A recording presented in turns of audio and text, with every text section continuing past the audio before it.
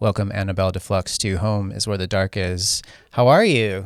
I'm good. How are you? I'm great. I'm really good. This is great because you've been on the podcast before, like 5 years ago, when I was just starting and doing it for fun. I'm still doing it for fun, but when it was in its little infancy baby phase. But yeah, you're episode 50. So, boom. Oh Yeah. my goodness. Has it been 5 years? Yeah. My gosh. What is life? What is time? Yeah, thank you for coming by and for having a chat again. It's great to see you. And I'm just curious about, I think also everyone else listening, just like what you've been up to this year and some of your big projects and things you've been excited about. And I know you've been you're on the road with 69 Eyes doing all their BTS and stuff. So tell us, what you've been up to this year. It's so funny to even think about this year because to me it feels like the year just started, but then you actually look at the calendar and go, how did pretty much 6 months fly by? Strangest feeling. But probably the biggest project I've done this year in terms of people knowing about it, in terms of the time commitment, has been the tour photographer for Finnish band, the 69 Eyes.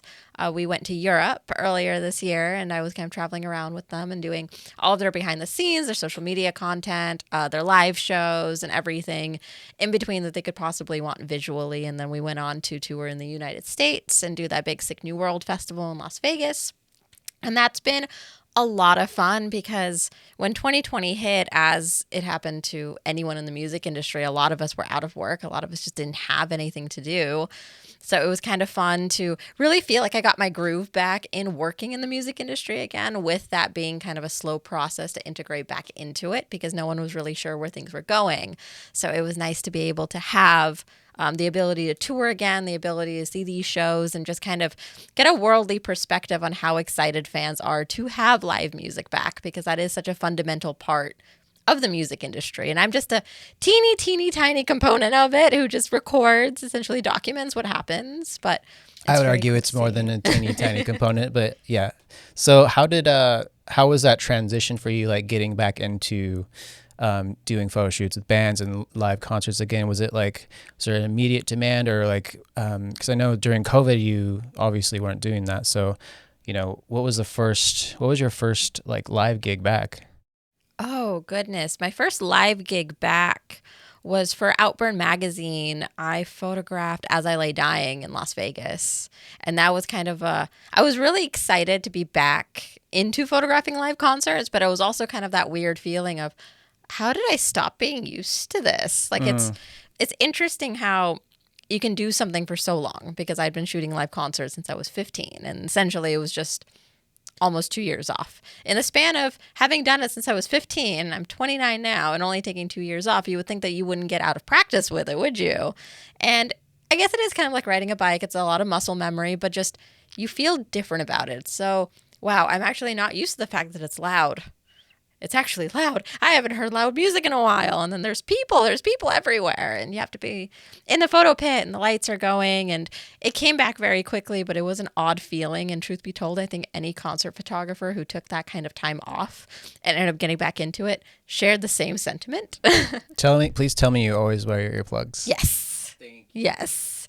I didn't when I was younger, and that's a humongous mistake, because tinnitus is not a fun experience. I think we've all been guilty of that as teenagers. Even in my 20s, in my early 20s, like there was plenty of concerts where I didn't wear hearing protection, but now I'm obviously I'm very strict about that. But yeah, I'm glad to hear that you always plug them up during concerts. Oh yeah, because especially because when you're photographing for bands, one of the best vantage points is unfortunately directly next to the speakers that are pointing outwards, and you're standing next to them. So granted, I do wear the earplugs, but I still feel like my organs are dancing every time. Nice. That means the sound guy has got it dialed in, because getting that subs thumping, kick drums in your face. Yeah, hell yeah.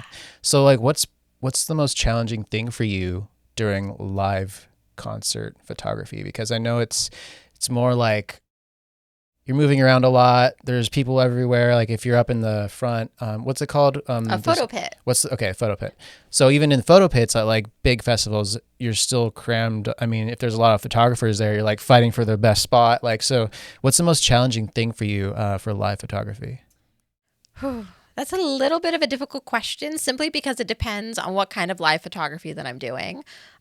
Just for context for anyone who doesn't know what photography is like in live music, if you're there on a media badge or a press badge, you only get access to 3 songs. If you're there for all access working for the artist, you of course get access to the entire set. So if I'm working for media, for example, and only have those 3 songs, that essentially is the challenge in and of itself, is that you have to capture the entire story and get the entire context of that show in, what's the average length of a song? 3 minutes? You only get 3 of those? That's under 10 minutes Yeah. of time to be able to shoot everything, plus the ever-changing lights and having to factor in that there were other photographers there.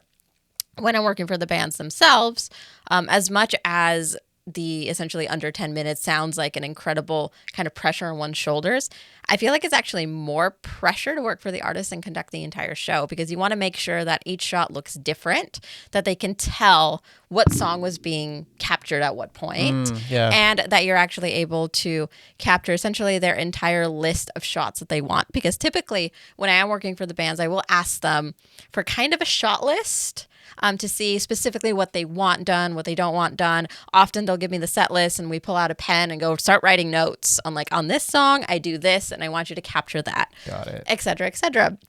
If I'm doing a one-off, that can be very difficult because sometimes one song has 3 members doing something entirely different, and then you have to try and figure out the best way to do that.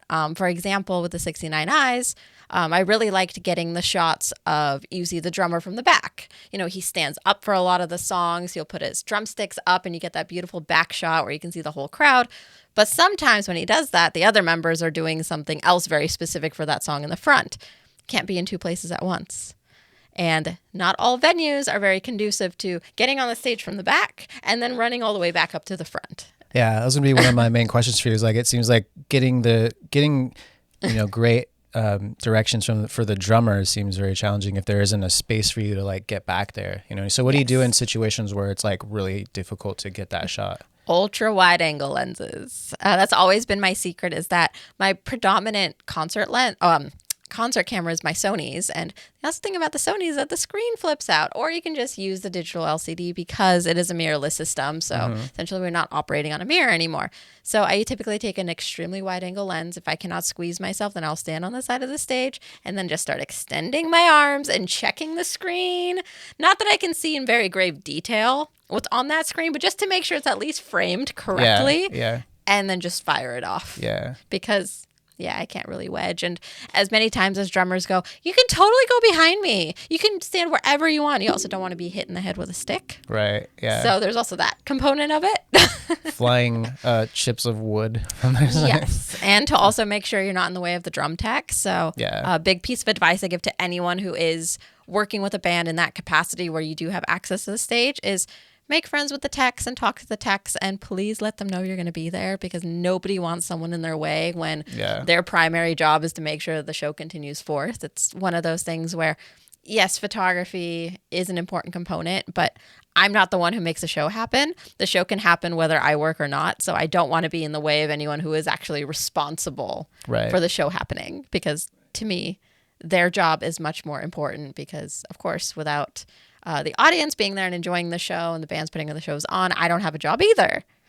So Totally. Kind of a good way to think about it, because I've seen a lot of photographers kind of approach concert photography as a me situation. I need to get that shot. I need to make sure that my photos look great. I want the lights to look like this because it's easier for me to photograph it that way. And it's like, you're not there for that. So when in a situation where maybe it's, we know certain clubs in LA, like all over the world really, where the lighting isn't great. Lots of clubs have like really low lighting, or the lighting is like really sporadic and unpredictable. So you kind of just do your best in those situations, or do you have any like hacks for that kind of stuff? Like when you're really, really like not given the best way to capture them on stage. I have a couple of hacks for that, and that's all just equipment and technical based, because there are ways to work with that kind of light, especially with newer cameras and newer technology just being much better at handling low light situations. So my primary piece of advice would be to invest in a full frame camera. The reason you'd want to invest in a full frame versus a crop sensor is not just because essentially you get a full frame of view versus a crop frame of view, but because the sensor is larger, which means that it has more dots in there to be able, they're like light sensors, to be able to take in that light and process that information. Essentially, the larger board you have with more of those light sensors, the better it's going to be for you. So that's one kind of feather in the cap for a full frame camera versus a crop sensor. Well, the second is very much going to be your lens. So you really want to use wide aperture lenses, and aperture is the hole between the sensor and the camera lens itself. It goes itty bitty or very, very wide. Its width is controlled by how the lens is constructed. So essentially you want it to be as wide as possible, because the wider that opening, the more light gets in, and then you're able to maximize that light more.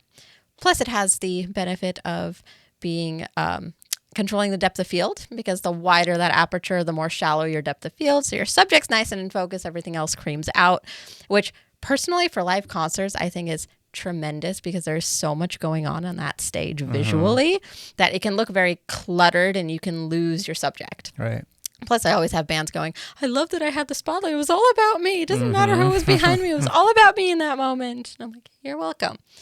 But because it maximizes that light, you're going to have a much easier time with a lot of that dim lighting. And then the next part of that component is actually adjusting your settings.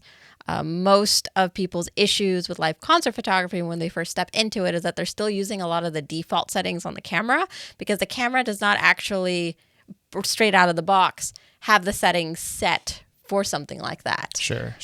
So what I suggest is going into continuous autofocus. It's called AI servo in Canons. It's continuous focus, continuous auto, and all the other brands. Basically does the same exact thing, but because each brand has its own patent on that, they have to name it something different, which is why it gets very confusing when you tell people to do that, because they're looking on their cameras and they go, I don't have that setting. I'm like, you 100% do. It's probably just name something entirely different because of the patent thing. Woo, technology. Yeah. But you set it to that. Then you set your camera to burst mode or continuous frames per second. Basically, straight out of the box, the camera goes click, delay, click, delay. That's set up for a still shot, still life, something that's not going to, jump around with a guitar, because that's clearly not still life. And set it to the burst mode. When you combine those two things together, you can actually make your shutter speed slower than you thought you could, because the burst mode will start kind of balancing that out. So even though quite a few of the shots might come out blurry because the musician is moving, with that burst, when you pair that, because it's shooting so darn quickly, you can get those solid shots. Yeah. So it's all little trickery, and that was probably a very long-winded answer, but it's so many components to it.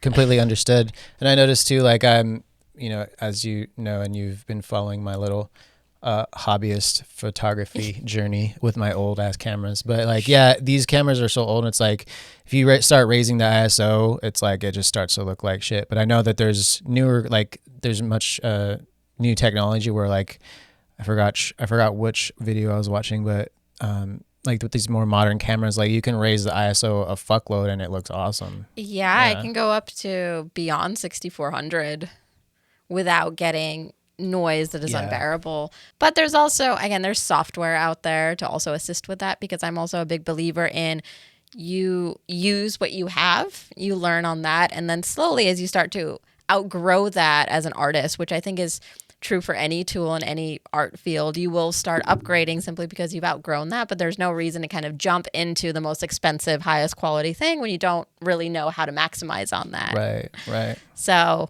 in terms of the cameras you've got, I shot concerts with a Rebel, which is way, way, way lower on the totem pole than a 60D. A 60D is fairly high on there. And I was shooting with a Rebel where you can bring it up over 1600 without like the most ridiculous noise you've ever seen. And it's so funny when you think about the resolution, because back then they thought that like 12 megapixels was a lot. Yeah. And my two commercial cameras are 61 working megapixels. So it's kind of crazy to think of where that went. So you're using the Sonys now. Is it the 7A or the A7? I use the A7R3 and A7R4. Nice. And eventually the A7R5, whenever that comes. Right on. So what do you think is the most, I don't know, like the most misunderstood thing about a career in photography? Like, I don't know, I'm sure you've had, people assume, like, oh, well, photographers do this, or like producers are do this, and like everyone has their assumptions about like these specialties. So what do you feel is like the most misunderstood thing about photography? I think it's going to be the most stereotypical answer ever. And it's the idea that it's an easy craft to get into. So, on one hand, sure, it is tremendously easier now than it ever has been in the past. I mean, I have no shame in just saying that, you know what, the mirrorless cameras are easier to use than the DSLRs because you do get your exposure shown to you pretty much immediately right off the bat. It's a lot easier to figure out how to utilize them. However, photography is so much more than essentially switching into an auto setting and shooting somebody. There are certain aspects of it that not only does it take many years of experience to even just figure out, but it's not easy to do off the bat. I mean, I assume it's going to be one of those things where people would assume that music production is now easy because don't you have like AI tools? You can just type in what you want and it just fixes everything and you can put it out. And that's there's not different the case. there's different situations with that, like basically, well, people think, oh well, just use that preset on this plugin and you'll get exactly like the perfect mix or the perfect drum sound. Just use the preset. It's just but like same, there's parallels with music and photography in so many ways. But yeah, I do think there is this idea that, oh, just get a camera, like get a nice camera and, just start shooting, which sure, but it just takes a long time to develop your taste and to, create what you want to see through the camera. And like with lighting, and lighting is so huge, as you know, it's like lighting makes or breaks your images. And same thing with music is like your microphones, like capturing, it's all about the capture, and it takes a long time to develop your eyes and your ears, and just to create your own aesthetic and your own sound. So yeah, there's many layers and a lot of depth to it. There is, and a big thing that I think a lot of people forget about is that why are you hiring a professional photographer, for example? It's for their expertise. And how do you get expertise? It's years and years of experience. So they're not just hiring you to set up the lights and to take the shot. They're also hiring you to essentially tell them what looks good by your expertise. It's a very frequent example that I can bring up is how to pose your clients, for example. You can have a great camera. You can take excellent shots. You can have all the understanding of lighting and exposure and et cetera, et cetera. But if you don't know how you're supposed to pose the human body in order to bring out the best of it, then that's not easy to do. I mean, same with learning how to work with a lot of different personalities. And just for me, a big part of photography is also the client experience. And that transcends into any type of photography that I do, whether it's music or pets or people, etc. It's the client experience because yes, for example, on a tour, I'm being hired to capture the content and make their social media interesting and blah, blah, blah. But you're also essentially trapped with people on a moving bus for weeks at a time. So you also need to know how to create a really positive and fun experience out of that. I'm very big in keeping all of my photo shoots very positive and kind of keeping the energy going and getting people interested in wanting to do it. Because in music, with a lot of the artists that I talk to, some of them really love photo shoots and others find it the most tedious thing, the worst part of their job. They don't want to have to deal with that, a necessary evil, as I frequently hear about it. But if you create that client experience that makes them want to come back and makes them have a very positive relationship with the camera, that's also a very, very big thing. Absolutely. And that is so, in my opinion, undervalued by people who don't do this because it's not something that they see. But the same thing could be said about any industry as well. Any industry that is a service to a client, people who don't do that service don't consider the fact that the servicer creating that client experience is a huge part of it, and that takes a long time to develop. That's not something you can just jump in there and be like, oh, my sparkling personality is going to take over it. It's knowing all the little details of it. It's knowing what your client needs before they even know that they need that. It's making sure, again, that they have a positive experience and a positive relationship with that camera, which I took, funny enough, from pet photography, because the big idea in pet photography is that you want that dog or that cat to essentially walk out of your studio having had a better experience than they first walked in, because Animals aren't, of course, the creatures you can sit down and explain, we're doing a photo shoot. Your mommy just really wants these nice pictures. They don't understand that. But what they do understand is how they feel about it. So if you're a photographer who's stressing them out, or you're making this not fun, or you're not rewarding them enough, et cetera, then the next time they come into your studio, you're going to have a really bad time because they just remember that it was awful. So not to compare people to animals, but if you take that ideology over to everything else, I was like, you take that idea back over to working with people and making sure that their feeling about it is something that's really positive. I feel like that makes a huge difference. And that is something that so few people think about when they do photography, because they just expect it to be I walk in and I hear a click and we're done and that's it, right? Well, that's how our shoots go. Like we do shoots super fast. But I mean, you're so right. I mean, you have always brought a very positive, light, friendly vibe to every photo shoot. And so when you said that, like I have, real world experience with that, because Anabel and I have been working together for many years now. But yeah, I think it's so important to, in the service industry, like with the creative arts, it's not only like the product you are getting, the photo, the album, the artwork. It's about the experience, about this experience with the artist you're hiring. So I think every little detail matters. And that's what sets you apart, and that's what makes people want to come and work with you, because of literally you. Yeah. Yeah, but you're right. It's like it's so much more than just I'm going to get my photograph taken. Like it's so much more than that, right? So it is. Yeah. And the same for you though in your world. Because production as well, it's to me, from my perception of it, because I know very little about music. I know you've taught me what the buttons are, but I don't know a whole lot about how that all comes together. But it feels like it's a very intimate process. And if you're not connecting with the person who's doing that for you, or you feel like it's such a tedious process, then that's when you start losing clients. Well, that can happen. I think it's just every as you know, every artist we collaborate has a different way of working, has a different personality, has a different vibe. You have to cater to everyone's individual needs. So the more you are aware of that and the more you can hone in on that, I think the more successful you will be. It's just like, it's, as we all talk about, it's about psychology, but it's about, reading people and making people feel comfortable when they come into your world. Yeah. And I love that you brought that up as well, because that also kind of translates into pricing, where people don't appreciate why something costs so much or why it's done, because both of us provide a custom service. And that is so different than walking into JCPenney and getting a portrait done, where the answer is, I paid 20. I'm pulling numbers out of my butt because I don't actually know how much it costs, but I paid $20 for this. And it's like, well, that is not a custom service. It might feel like one per se, because you walked in and you're not the same client that they had a few minutes prior, and they're taking a photo of you and not the person, before you a few minutes prior, but that is not a custom service. What you and I do is a custom tailored service that is individualized for each person who walks into our studios.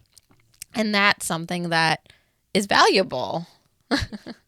Yeah, absolutely. And yeah, that's the reason why, we put so much time into our craft and developing it over the years. And that's the reason why, like, we charge a certain amount, or we have a certain value. And there's people that aren't going to understand that or disagree with that, but whatever. So yeah, I think it's, the more you do it, the more you find your group of people that want to work with you, and that grows over time. And then, word gets out, and you just keep doing your thing as you have. And, you've developed quite an extensive, roster of artists. And, it's been great to see you grow over the years, really. Yeah. I've seen you grow a lot. I've seen you, like, you saw me in the beginning. Yeah. The first photo shoot we did together was, I think, like 2013-ish, something like that. It was around there when the art show. Yeah, it was when I showed up in Malibu for that like pirates shoot that you wanted. Yeah. so I think that was 2013. But yeah, anyway, I've seen you come so far, and you're still so young, and you have so much more to Don't feel do. so young. Yeah. Oh, stop. My back doesn't. Well, that's Yeah. another thing. Like, do you think, is there anything that you try and be more conscious of? Because I know, like, as a photographer, you know, you find yourself like crouching a lot, or like down, and like in weird posture, like weird angles and weird positions. So is there anything that you do to try and help your body not become like super crippled and super because I've seen some photographers over the years like develop like hunchbacks and stuff, like, so. Ooh, unfortunately, I'm very much a do as I say, not as I do kind of a person whenever I teach photography, because I am so, and I will be completely like transparent, honest with you. I so do not follow my own advice with that. I'm always telling all of my students constantly, I'm hammering it into their head. Because for context, I teach photography workshops, woo. But I hammer it into their head to have knee protection if you're going to be on your knees for a long time, to go to the gym and not to get buff or anything of the sort, but just to strengthen your back and to strengthen your upper back, strengthen your lower back, strengthen your arms. You want to be careful about how you utilize your hands, because that's a very important part of it. And again, you do really want to be aware of your posture. And probably the best thing I ever did, which again, I fully transparency over here, I really should be more conscious about doing this, is that I went to a chiropractor with my camera and the frequent lenses that I use, starting from the heaviest lenses to the lightest lenses, and actually had him show me the proper ways to stand, because I told him what my needs were and the positions I have to get in to get those shots. And he showed me how to better do that. And I think that's kind of a fundamental thing that everyone needs to go do and take care of their body. And genuinely wish I did more of that when I was younger, because now is when I'm starting to go to the gym and starting to really strengthen everything, because unfortunately what pushed me to do that was the pain I started to experience. I mean, I have tendonitis in my hands from how much I was working, and that's the other thing where it's a difficult thing to give advice on, simply on the fact that I have a very strong work ethic, as you know. I don't think you've ever seen me take a day off. It's one of the things, I'll take a few hours off. Yeah. But it's hard to take a full day off, because it's kind of when you love what you do, and you also know that as a small business owner, everything is kind of on your shoulders to make income for the month, because you don't actually get a paycheck and you don't know what you're going to have. So you kind of take all that work and mix that with loving to work and never taking any time off, and you're going to break your body at some point, because you do need to find that rest, and you do need to give yourself time to recover, which is something that COVID, one of the positive things that it taught me was recovery time. It's okay to genuinely take a day or 2 days to not hold the camera, because even just that weight on your wrist is not a good thing. And to preface that, when I started photography, mirrorless cameras, little lenses, all that stuff did not exist. I was on huge professional grade DSLR cameras that weighed a ton. The 1DX was a camera that I use very frequently, and that has a battery grip built into it, which means that you already have the extra pound on it. Plus, I was using telephoto lenses, and all of that destroyed my back, because by the end of holding that, and you're holding it for hours and hours and hours, you're just numb and you don't feel anything. That's already a really bad sign if you can't feel anything there. Yeah. So be attentive. Yeah, it's the same thing with like, you know, people that work in offices all day, or like myself. I'm pretty good about, I've learned to force myself to take breaks. Like I literally get up. I don't sit for more than like 30 minutes. So I literally, I'm like, sometimes it's every 15, every time I just get up, walk around, get back in, because it's really easy to just develop that bad habit of just sitting in the chair. And then like after an hour, you just are slouching more and more and more and more, and your back's just like, eh. And then when you finally get up out of the chair, it's like cracking, and like you feel like, yeah. So it's, it's really important to be mindful of that, and to try and not allow that to happen, because it's so easy to like get into that routine and just not notice it. And before you know it, you have like, you're starting to get like a little hunchback going, and it's like, yeah, you don't want to be in that position. But I thought about getting like, I know there's products you can get like that go under your shirt, like really thin, but they're just like back braces that can just, they like keep you sit up like in the upright position, and it's like really rigid, but once you force yourself to wear that and you just get used to it, and then you can eventually take it off. But I tried that with corsets. You oh, very quickly slip, oh, unfortunately, when really? you do take that off and you're like, I got this. I got this on my own. You start to slip. At least maybe that's just been my personality in regards to that, because that's where I start laughing that when it concerns organizing my business, when it concerns getting all my work done, I am the most like organized, on top of it kind of a person, because I've been that way for so many years. When it concerns to myself, that's a very different story. I don't even know why it's like two different people in my body, where on the business front, everything is like so regimented. I have my days scheduled out by the minute, et cetera, et cetera. And then on all the personal stuff, I was like, oh, I'm going to take the corset off. I'm slipping now. Oh, I should get up every half hour. Then I'm like, here I am sitting for 4 hours straight editing and I didn't move. A good piece of advice is get a pet. There you go. Yeah. Because the dog has to go outside. Yeah. Sure, that helped you a lot in your routine. Yeah, and I have a little dog, so she can't use the doggy door and go outside by herself because we have coyotes and hawks, which means that I have to get up off my work and take her outside. Yeah. Or else I will significantly regret that. But, yeah, on a serious front, actually, that helped a lot, getting a pet that requires you to give them the attention and the love and care for them, where you can't just sit there for 5 hours because you have a life that needs you to take care of them, that requires you to get up. And it's also a good mental break, because suddenly I'm not thinking about my work. I have to think about the little creature in front of me that needs something from me. So it's kind of a good balance in that regard. Yeah, totally.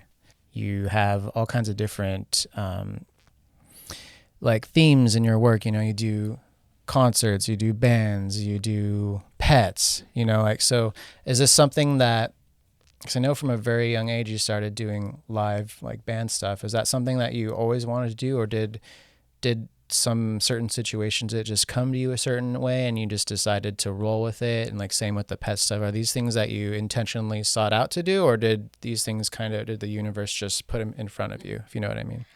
Funny enough, I was absolutely convinced when I started photography that I was only ever going to photograph pets, and I will never ever have a person in front of my camera. I was so adamant about that. See, I'm glad I asked, because I did not know that. I was that kid, because you know how confident you are as a teenager. You know everything. The whole world makes complete sense as a teenager, and then you completely lose that by the time you turn 25, going, I know nothing. But as a kid, I was 100% convinced I was never going to photograph people, because I was so in love with animals, and animals were such a big part of my world. Animals remain a very big part of my world. But I was like, I'm only going to photograph dogs. And that's what I started with. My photo business was exclusively for pet portraits and pet photography and the dog sports and the dog shows and all that stuff, because I was heavily intertwined with the American Kennel Club and all those dog clubs and organizations. So it was pretty much just exclusively that. And I was very kind of adamant that I was never going to change from that. And then one day, one of my friends was dating a musician, and he really, really needed photos, like really needed photos. And he didn't know anyone who was any good at using a camera. And she only knew one person who had some semblance of knowledge on a camera, and that was me. And she sat there and she actually begged me and begged me and begged me. And I kept saying, no, I don't photograph people. I don't want to photograph people. And truth be told, I think the reason I didn't want to photograph people is that it seemed like such an intimidating thing to do. Because with animals, they're never going to come back to you and say, you caught my bad ear. Yeah, you got to get my other ear. They're not going to give you any lip. Yeah, it's like, animals are just happy-go-lucky. It was always a good experience. And they would never essentially criticize what I was doing. And truth be told, maybe part of the reason I didn't want to work with people again was the idea of criticism, which in my opinion, everyone needs to have a very healthy relationship with criticism, because it improves you and helps you grow. But that's a scary thing, especially as a teenager. I mean, nobody wants to be told that they didn't do something right. And so it was one of those things where I just really didn't want to do it. But she had pestered me for long enough that I go, fine. If I do it, will you leave me alone? She goes, yeah, I will. And I photographed him, and I actually really, really loved how the photos came out. And after that, I go, I think I kind of want to try this. So way back, I actually don't even know if this website still exists, but way back then there was a kind of like a photography social media called Flickr. I I remember don't know. that. Yeah. I don't know if it's still around or not. But I decided I was going to use Flickr to see if I could actually learn underneath another photographer and maybe get access to concerts and figure out what to do. And that was taking too long because people weren't responding to me. So I said, you know what? I'm just going to walk into the free metal nights at the Roxy and the Whiskey with my camera and see what happens. You think they're going to stop me? They never stopped me because it was free nights. So they didn't really care. And I started practicing there. And then by the time I really started practicing there, I actually got a message back. And the person I contacted, someone who's been on your podcast, Miss Sammy Doll, actually was the first, because she used to do photography as well. And she still does at times too, but she was the one who kind of taught me quite a bit in that and kind of was open to having me come out to her shows because she played music and teaching me a little bit about photography and having someone that I could talk to about it. And it just kind of really progressed from there. But it was that initial being convinced to do it and then looking at what I did and liking it and completely changing my mentality on it. Very few people know that I have tried every single niche of photography because my mentality behind that was I can always say no later. Let me try it and see if I like it. Sure. Because had my friend not convinced me to photograph that musician, I never would have known that I actually loved music photography. And had I not had that little like worm put in my ear and being like, this was just portraits, but what if I go to a concert and see what happens and just show up at the free nights on Sunset Boulevard? I never would have known that I would have really enjoyed doing that because I've always loved music as a listener, but I never thought that there would be a way for me to contribute to it because I don't play an instrument. So my mentality then became say yes to absolutely everything until you really nail down what it is that you like. And through doing that, I learned that I love photographing living subjects. That's why I continue to photograph pets. I love photographing people, and I don't just do musicians. I do families and models, and I love to do boudoir, and I've even done newborn photography and tried anything with living subjects because something about living subjects just really tickles my fancy. Like I love photographing living subjects. But equally, because I said yes to everything, I learned not a big landscape photographer, not a real estate photographer, not really into still life. I'm not really into product unless it's an editorial where there's got an actual storyline behind it. It's on a set with props, et cetera, et cetera. But there would have been no way for me to know had I not tried everything, which is why I'm a very, very big pusher on say yes to everything. Even if there's a niche that you're like, this is the niche I'm going to do. I'm like, just try it. Especially because every genre of photography teaches you something different that becomes useful for your other craft. Sure, absolutely. Yeah. So what made you decide I want to go on tour with a band and photograph them? Like what was that like conversation in your mind? Being naive. No. This sounds like so much fun. This is so cool. It's so luxurious. There's going to be private jets everywhere. No, I didn't think it was that far, but I definitely thought that it would just be a really cool and fun experience. And truth be told, I feel like when you're a music photographer and you're shooting live concerts and you're shooting promotional sessions, and maybe this is kind of exclusive to people who do concerts and promos or just concerts, because the ones who focus on just promotional photography, I don't know if they think the same way, but eventually you feel like you hit a ceiling in your work and you start thinking about, well, what's the next thing I gotta do? And the natural progression is tour photographer, because for the most part, single shows are like, they're single shows. They also don't really pay as well when they're single shows. And you're like, well, what's the next promotion to what I'm doing? And that's usually being a tour photographer, and just mixed between the wanderlust of just, I want to travel, and feeling like I hit a ceiling going, well, what's the next step in what I do? Tour photography was just the thing. And certainly not as glamorous as everyone makes it out to be. That's a pretty obvious thing. I think especially with YouTube and the vlogs, you can see that it is not everything that people would assume it is. But what it is that all the essentially discomforts and being away from home and sleeping on a moving vehicle, if you're lucky to have a bus, and not having access to showers very frequently and all that good stuff, none of that starts to matter to you when you're actually on the road and you genuinely enjoy traveling. I think that was the thing for me where Yeah, it's like, I will never not appreciate all the luxuries of home, but I completely forget about the discomfort when I'm out traveling and doing something amazing every day. And I feel like as a photographer, a tour actually challenges you even further, not just because of the conditions you're under, but you can't make the same photos every night. Because if you're capturing the same concert photos every night, then your job is a little bit moot because Yeah. you want to create something different. How do you create something different when the set list is the same, the choreography is the same, the performance is generally the same? Because you know how a tour goes. You're essentially doing the same thing every night, so every city can have that same experience. And I know that some bands will throw in like a bonus song per city or change a couple of things in their set, but the bones and the skeleton of that show is going to be the same. How do you make that look different every night? It is challenging. It sounds very challenging. It's like going to a photo like studio and photographing the same band every day for like a month or two, or even if they're wearing, even with like different wardrobes, that would still be very challenging. And like even with different sets, like doing the same band every day for like, yeah, that does sound. It's like, so what techniques did you use, or like what was like a technique thing or like a mindset switch that you decided to utilize to like, change things up every night? I think it was a mindset because I felt like the venue itself was a living thing. So every music venue is different. It has its own character, it has its own vibe, has its own idea, and it likely attracts different people to it.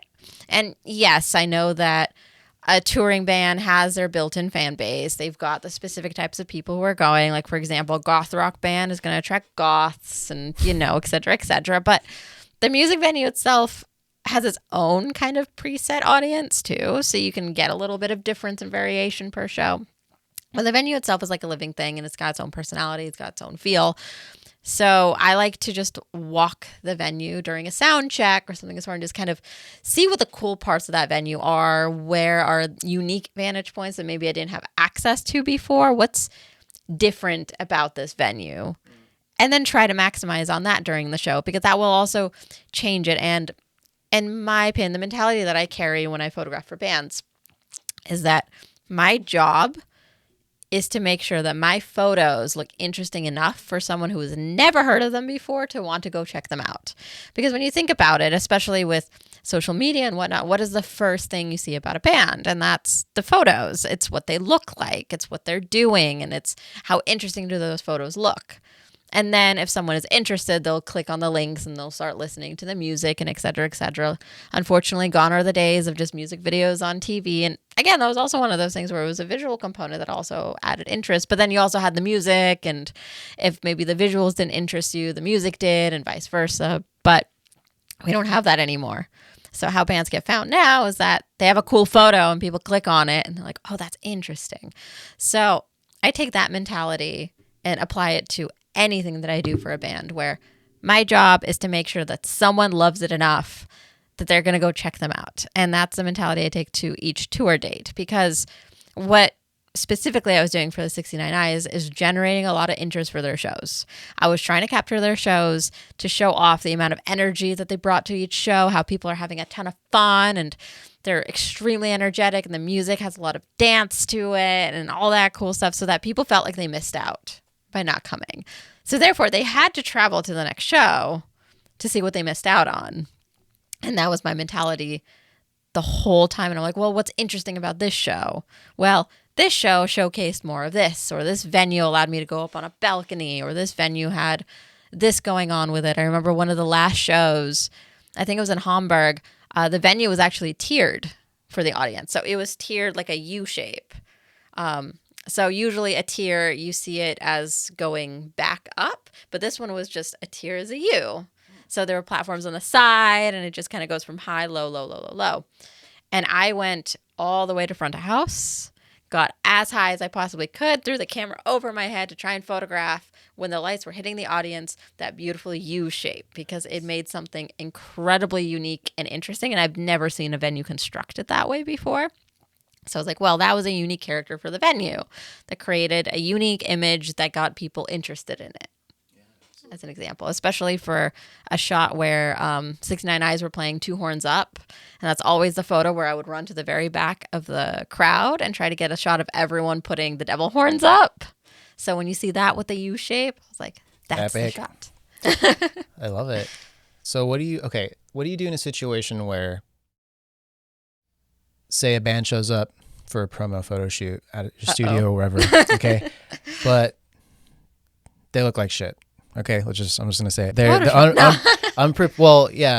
unprepared, like sloppy, like nothing, like their wardrobe sucks, but they're asking like they want these to be the most amazing photos ever. Like, what do you do in situations like that if you've ever been any? I have, been in unfortunately. Any. Do I have access to their manager or what? There was actually one time where I did call the manager just to be like, I am not responsible for the content of these images because they came to me looking like they had partied till 4 a.m. and hadn't even been home, and they smell like it too. But so I have, and at times had to place the call to the manager because I know that I'm going to be held responsible for this, because depending on what deal they have with whoever's representing them, they may not be the ones paying me. But as a whole, I feel like that's where lighting really shines, because having correct and proper lighting can hide a lot of things about someone and about someone feeling tired and whatnot. Yeah. So I use very, very large overhead soft boxes in an octagon shape, and they're usually positioned in front of the subject at about a 45-degree angle. And when you tone them correctly and you light them up correctly, and then you do these really nice rim lights with additional lights in the back, you can really hide a lot of things about someone's face, essentially. I was like, if we are to be candid here, we all know what faces look like. And we all know that the majority of us have bags under our eyes because we don't sleep, especially if you're a creative. There might be imperfections in skin tone. They're just, human life happens on our faces, and correct lighting can hide a lot of that and can stop making it such a prominent feature. It's the reason that, for example, if you're shooting outdoors, if a client says, I want to shoot at high noon sun, you either use scrims and you block that out, or you say no. And the reason for that is that the light will creep into all the imperfections on our face. Yeah. So when you keep that idea in mind and use lighting to hide a lot of that, it will naturally hide a lot of things, such as someone looking very tired or someone looking very worn down. In terms of clothing maybe being disheveled, depending on the genre, I say, that's cool. That's a part of your look. What about like now. Hair though? Because I know some people like they don't show up like with their hair done, or they just don't care, and there's like flyaways everywhere. You could take that on Photoshop, but it's like I'm sure you've had all kinds of situations. Oh yeah, that's when I do you like get in there and be like, hey, let's get in and comb this person's hair. Like, you're not afraid to get in there and like just, I've totally done that. I have done makeup on people. I'm not even a makeup artist, but I was just looking at them like, give me the eyeliner, please. Hold on. Let me fix this because it looks like you put it on the dark. And I know that maybe men can get away with that at times if you smudge it enough, but a lot of times women can't. So I'm like, let me help you.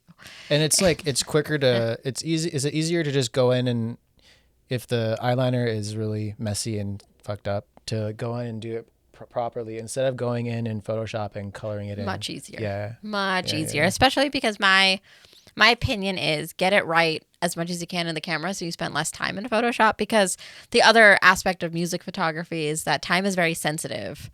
I can count on one hand the amount of times a band has actually approached me on time to do an album cover versus album's coming out next week, forgot to do a cover. Can you do it right now and have it for us tomorrow? Yeah. So time is very sensitive. And if that time is being spent on editing, then you're not going to be sleeping and you're not going to be living your life. So it's easier for me to try and get as much as I can in camera and then just do the little tweaks, and then I can just send it right off the bat, make sure everyone's happy and woo, everyone's stoked. But yeah, I've never been afraid to get down and dirty. I mean, I'm a big also proponent. All of my classes I always mention, I was like, just because I get down and dirty doesn't mean you shouldn't ask permission first, because I'm never going to go and start grabbing someone without asking them if that's okay. But sometimes I've had plenty of situations where ask a client if that's okay. They say, sure, it's fine. You're shooting. And then you realize, oh, collar's up. Let's plop that down. And honestly, it's so much faster for me to just run over there and be like, hold on 1 second, and just plop it and fix the hair and get a couple flyaways away. And I always tell my clients as well, or anyone who's coming with them, please bring powder for the face so we can take a little bit of the shine and the oils out. And that's something that just happens naturally to everybody. And I'm constantly just getting in there because by the time it takes you to explain to someone what you want, you could have just gone in there and done it. But equally, there's definitely some clients that are very big on personal space, especially if they're from different countries, because it is also very much a cultural thing, in which case you're very much just going to describe to them what you need and just hope that they get it. Or like, don't touch me. Yeah. I was like, I mean, I noticed it's a lot in my family's culture as well. I think Eastern European culture is either the extremes of very, very touchy and huggy or very much like, this is my bubble, please don't enter it. Yeah, and that's also like a major part of what you're getting, like hiring Anabel to do your photography. It's not only for the photos, it's for the experience of what you have to offer, creatively. And like, it's so much, like we were saying before, it's so much more than the photos. This is how I see it. Here, I'm going to fix your hair. Here, I'm going to position you like this. I'm going to recommend this. It's like, there's so much more that goes into it. So, okay. Yeah. Yeah. I wanted to know, super curious about that, 'cause I'm sure you've had, a few nightmare situations here and there. The one zero tolerance I have, though, is if someone shows up to the studio belligerently drunk, I will send them home. Not to, be complicated or mean or a butt or anything, but it's also a safety issue. You have a lot of very expensive lighting, and that lighting could fall over. And I am less concerned about the lighting breaking as I am about someone getting injured because the light fell. So in general, the belligerently drunk thing is a clause in my contract that if someone is showing up in a condition that is creating unsafe work environment, they will need to leave and we will schedule for another time. And it's hard to also explain that while also saying, yeah, if you want like a drink while you're there, you can. Like, you can have a beer, you can loosen up. Like, I have no qualms with that. It's very much a contain yourself. But I think that's also a thing that extends to, again, any service industry. You don't want someone who shows up in an intoxicated state where they can't function, and then suddenly it's a liability for everyone around. Right. Yeah. Okay. So you've worked with so many great, artists, musicians. What has been, maybe tell us a little bit about I'm sure you've had many, but what's probably like the most standout moment for you in your career? Like, you're like, oh my God, I can't believe I got to photograph this person or this band. Like, what are some of the major ones for you? Oh, that's always very difficult because I feel like when I was younger, my answer would have been very different. When I was younger, I was so focused on who it is that I was photographing. And having shot concerts and musicians for so long, now I feel I'm more focused on what kind of a shot did I get rather than who necessarily was in that photo. It's like, did I get that shot? And I would think that with the mentality I have now of, oh my God, I can't believe I got that shot, would definitely still going back to that tour in Europe with the 69 Eyes. Some of those cathedrals that we had been photographing in front of. Yeah, those are gorgeous. To this day, my mind just blown. I'm looking at these photos. I don't even feel like I took them because I'm like, I cannot believe I was there. And I cannot believe we got a shot that looks like that, because for some of the cities that we were in with some of those Gothic cathedrals where you can see that the age and past war had really darkened them and turned them black in some cases where they were not initially black, or turned charred or anything that's, getting a little, you can see the age on them. You can see the weathering on them with all that detail and everything.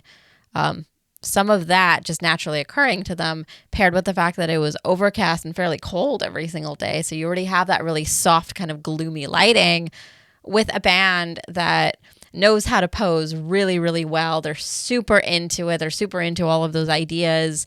We both collaborate so well with each other on making that shot happen that when I look at those photos, I'm like, this looks like a painting to me. I cannot believe I got this, because so many things could have not aligned for a shot like that to look like that, but it did. Yeah, I loved, like, so many of those were just absolutely gorgeous photos. I think, yeah, they are definitely some of the most fantastic ones I've seen you do. So yeah, I totally noticed that. Yeah, and Yerke has some of the like he definitely has his poses down. That's for sure. Oh, he does. Like we joke now on a daily that so for context, how we started doing that is we started every day on the tour before when we would wake up to before sound check, we would go and we would call our daily goth walk. So we legitimately, because it's Europe, we don't drive or anything of the sort. We would just get on our feet and walk for a very long time. We would often walk for a few hours. And on our walk, we're searching for Gothic cathedrals. We're searching for unique places. We're searching for anything that would look really cool while at the same time touristing, because I hadn't been to a lot of those places. And Yerky has the most incredible memory for history, for where things are located. And I think, and of course, I can't speak on his behalf, but I think he had a lot of fun showing me all these places and telling me about the histories there, and having someone to explore with him that really appreciates that, because if I wasn't a photographer, I'd probably be a big history buff, because that was always something that I really loved, especially diving deep into European history and being able to visit a lot of places that I had read about and a lot of places whose history I had seen in books. So we would do our daily goth walks, and during that is when we would generate all of our content, because we'd go to places, we'd learn about the history of it, we'd talk about it, see it, and then we get a shot in like 2 minutes because we got our poses down. We joked that we had been practicing that whole time to be able to just do them that fast. And I think we'd spend more time just looking and observing at something cool. And then 2 minutes, we got a shot, we go to the next spot. And then when we were in the USA, we would call them the Americana walks because there wasn't really Gothic architecture here. Yeah, it was we just don't have American anything like architecture. Wow. But I love it.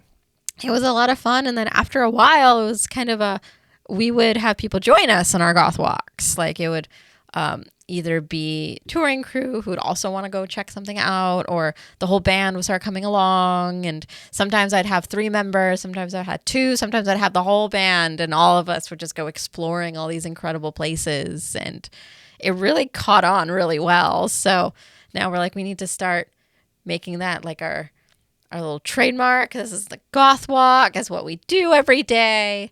And plus, in my opinion, it's a way to keep healthy on a tour too, because you are walking so much and you're out and you're exploring and you're not just kind of birdcage syndromed in one place. Because granted, maybe we just had the luxury of time versus other tours don't have that kind of luxury of time. But I think it really helped to not just be stuck in a venue, but really just go check out places. Because some of the places we went to in the U.S., I had never been to either, even though I'm born and raised in the United States. So it was cool to kind of really feel the context of a place you were at.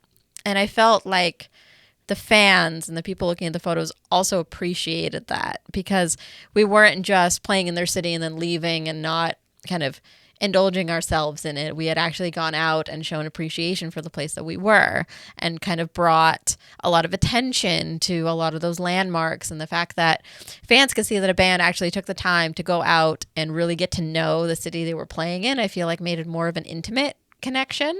Oh yeah. I mean, not only were they getting messages about it, I mean, we were getting messages about it. I still to this day get messages about it going, it's amazing that you really went out and went to all of these unique places that we love as people who live here, even in small towns where I feel like the average person would probably stay in a venue and be like, it's a small town, what's there to look at? We would still go and find something absolutely incredible to go see. I love it. So Anabel, final question of the podcast. This is like the themed question.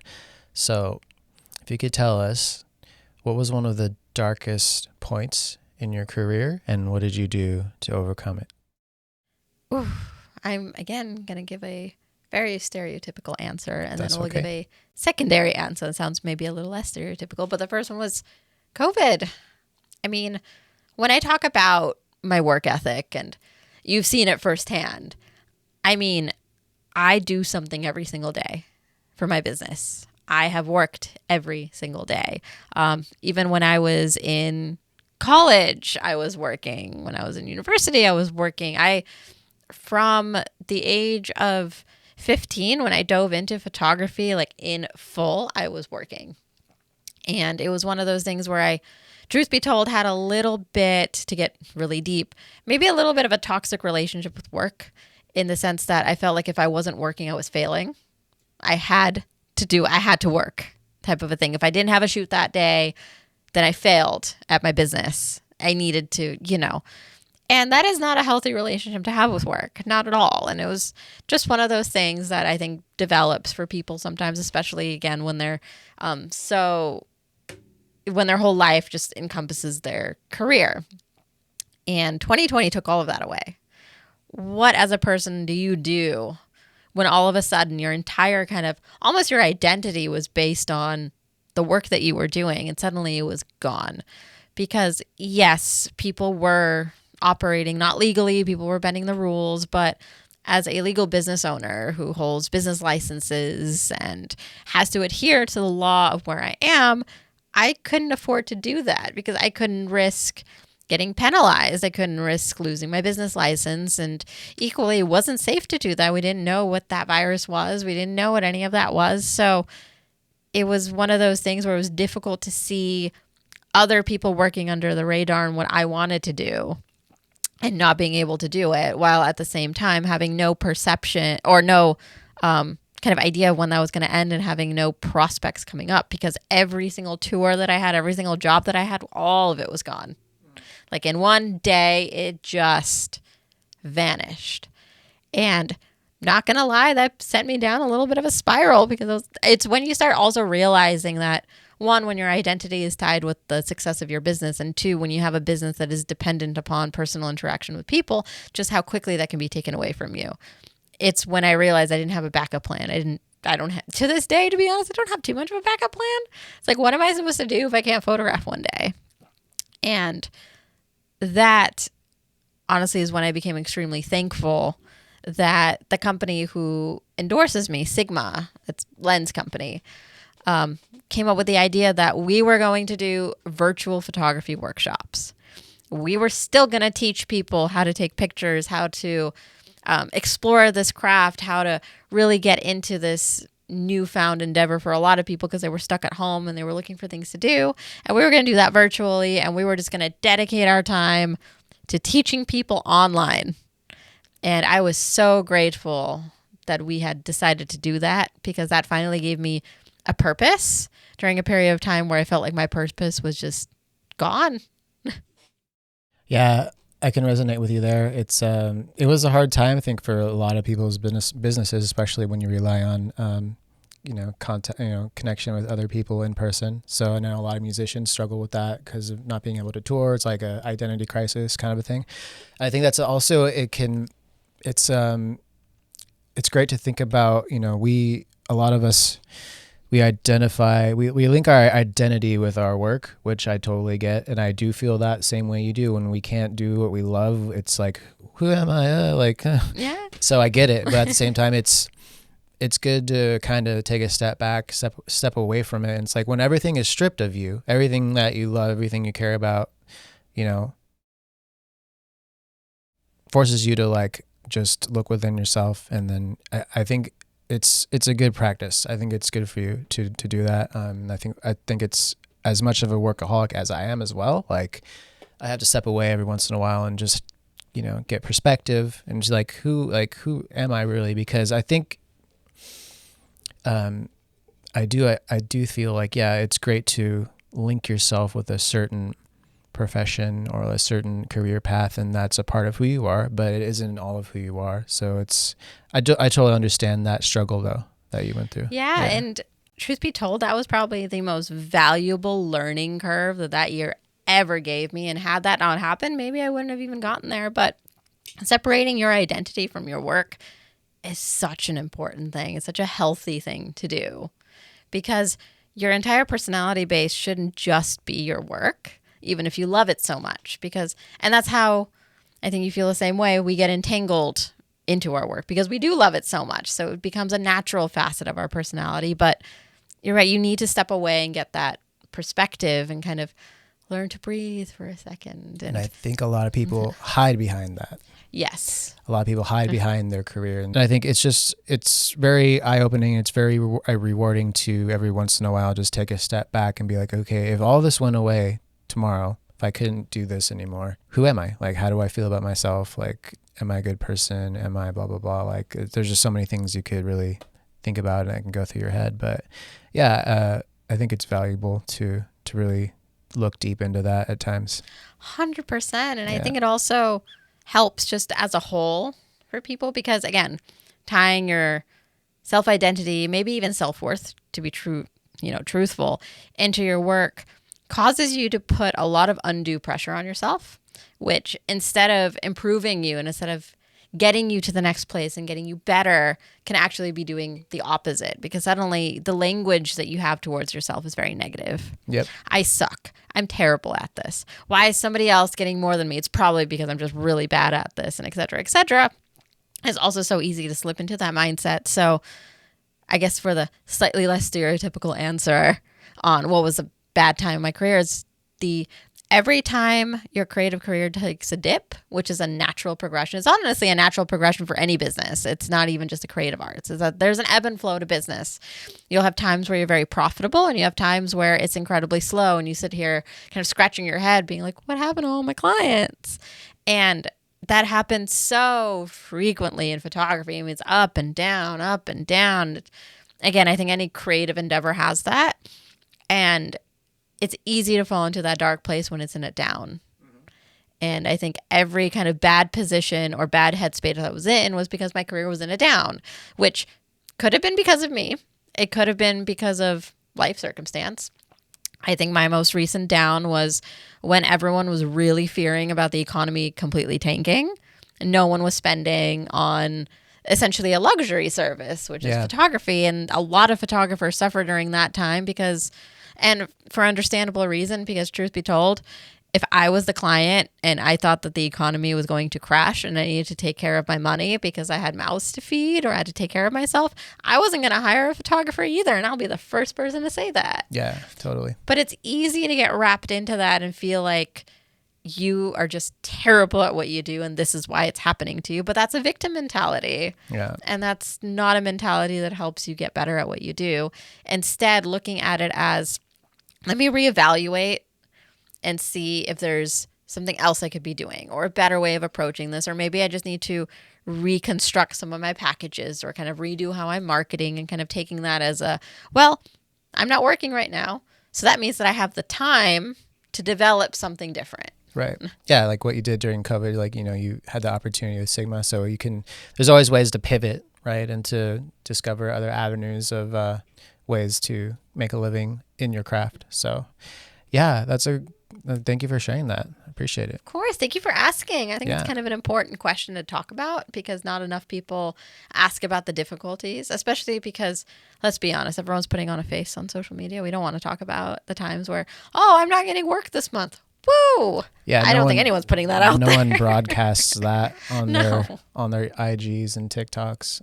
No one is like open about that. Well, most people aren't. But cool. Well, Anabel, it was so great to chat with you again, and I'm so happy to hear that everything is going well and like you're thriving in your craft and your photography is just getting better and better every year. So I'm very proud of you, and it's so awesome to see you grow as an artist. Thank you. And again, you have been there from the beginning. So you were one of the few who like really saw how things progressed and changed, and forever appreciative.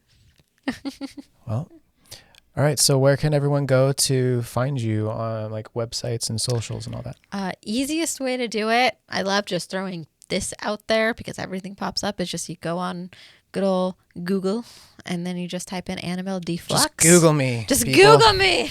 Everything pops up. Simply because when I was a child, I came up with this brilliant business name that no one can pronounce or spell. So it makes it a lot easier. Just Google my name. It just pops right up. And then you don't need to deal with typing in that link that you have to know how to spell and pronounce. Perfect. Well, I'll put it in the description anyway, so everyone can go and click on it and check out your site. Excellent, because as much as that was my business name, I feel like my actual artist name is now my business name, and that's just how I operate. Great. Well, Anabel, thanks again, and everyone go check out Anabel's site and get in touch with her for any photography needs you may have. And it's great to talk to you, so thank you so much. Thank you.